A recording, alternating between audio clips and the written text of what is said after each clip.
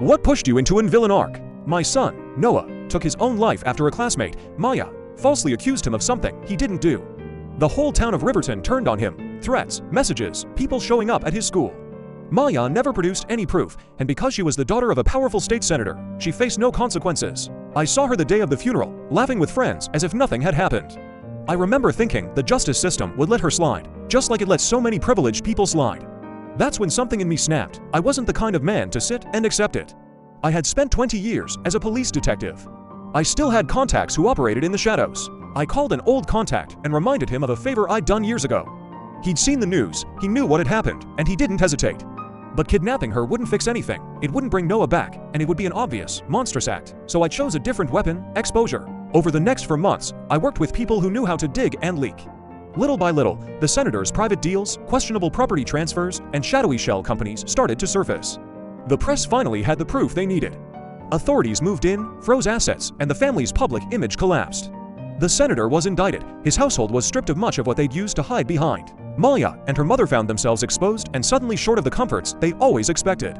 They posted online for sympathy, and nobody believed them anymore. Then I pushed the rumors about Maya's false accusations into the places that would stick.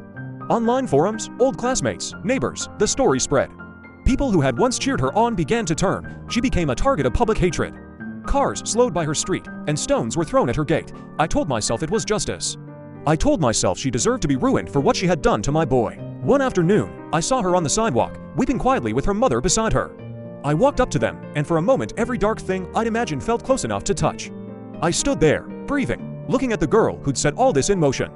I'd planned things far worse in my heady schemes that would make her suffer the way Noah had suffered, but in that instant I realized something I hadn't let myself feel in months. There's a line you cross that doesn't bring anyone back. I didn't cross it. I left them there, small and broken, and walked away.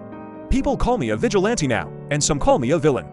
I don't deny I crossed moral lines. I orchestrated leaks, stoked public fury, and watched a family's life unravel.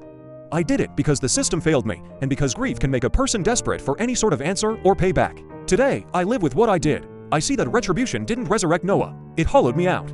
If you ask what made me go on that path, it was rage, powerlessness, and a belief that I could fix pain with pain.